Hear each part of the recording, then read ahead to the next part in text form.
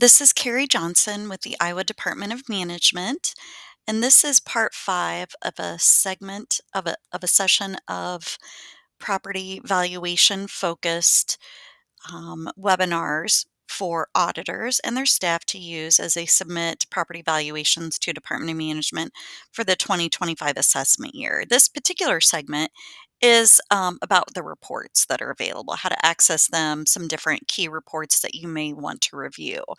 And it is important to note that some of these reports are available to everyone, are public-based reports, and some are available only to county auditors. Also, besides just running reports to review the current year that you're submitting data, you can run prior year reports, and that's particularly helpful if you're looking for historical trends and value, things of that nature. So under reports, you do see an option that says valuation reports, and you see a variety of reports that are available starting with 100% value reports. And then you see actions, either this green icon or this red icon. And so the green icon is telling you that you can download that report as a CSV file. So that's a report you can download and say dump into Excel to manipulate the data. Or you can download it as a PDF report, which is just a little bit easier for viewing and has more of a, more of a presentation format for taking a look at and being more visual. When you do reports, it's going to tell you that it's generated, and when it's generated successfully, and it's going to tell you to click on the download. One particular report that you're going to want to always take a look at is the gas and electric reconciliation report. So you're going to want to run this report after you've submitted all the value to Department of Management within our system. And this report is going to tell you for each and every taxing district number, the assessed and taxable value that you're reporting for gas and electric value.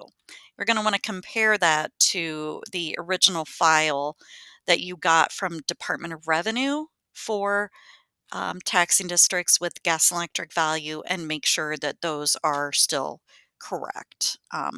And you know that there have been instances where folks maybe mistakenly submitted last year's gas and electric value. So they were not correct. So we definitely encourage you to take the time to review that information and make sure that what you're submitting to Department of Management is the same as what Department of Revenue gave you initially for those values.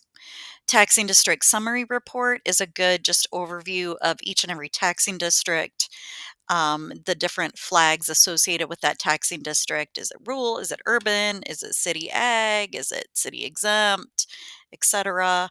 And then just the total value for that taxing district. So not by class, but just total value.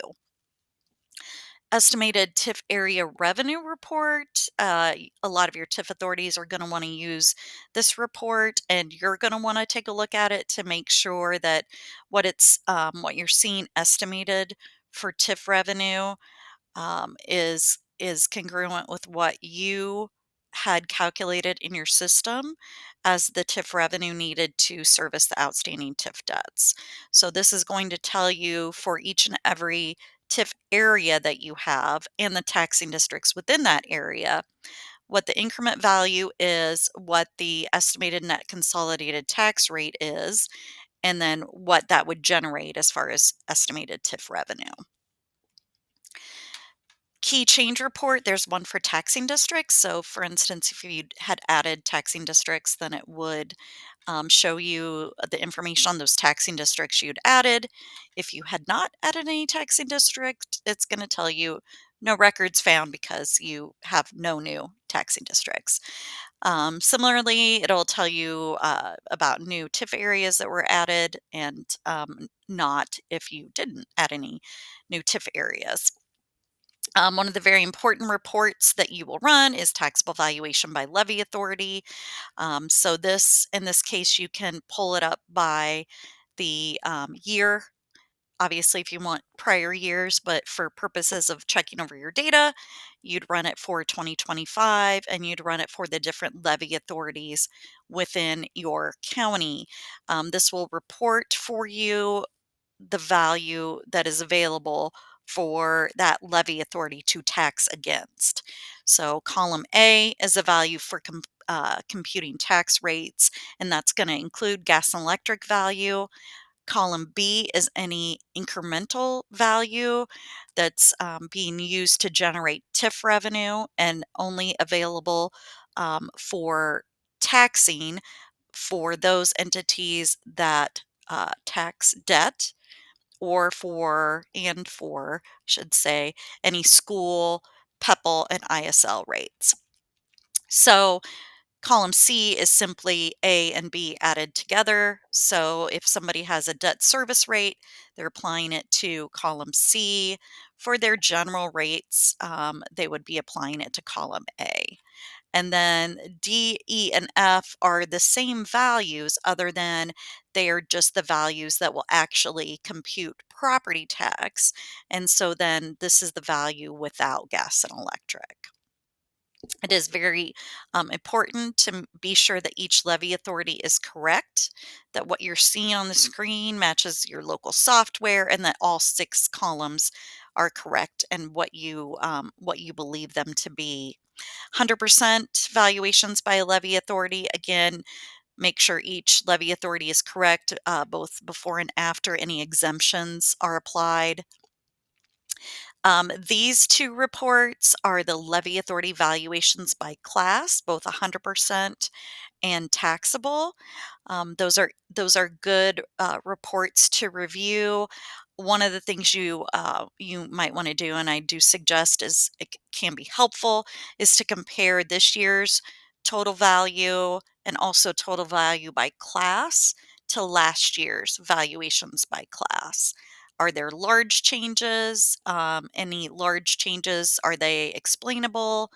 If you had a large industrial facility that was added onto the rolls, then you would expect that industrial class value to increase.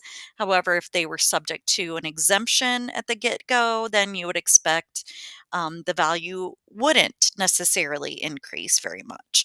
So just definitely be curious. Review if there's something that just kind of doesn't look right or looks funny, be sure to ask the questions. If there's an assessment change and it's coming in from the 100% and you're curious what might cause that spike down, up or down in the 100% value, you can certainly just have a conversation with your assessor, and maybe get some background on maybe some property changes that occurred. Tax District Recap Report. Again, this is available as a PDF or as a CSV, but it is essentially a picture of each and every tax district that you submitted and all the information about that particular tax district. So, name and number, all the different sort of identifiers about that taxing district, and the 100% in taxable value by class. At the bottom of that report, you'll see the assigned levy authorities to that tax district. And you'll note, for anyone that this is not their first year, the state Brucellosis Association is no longer listed beginning in 2025. So, because they're no longer a levy authority associated with taxing districts.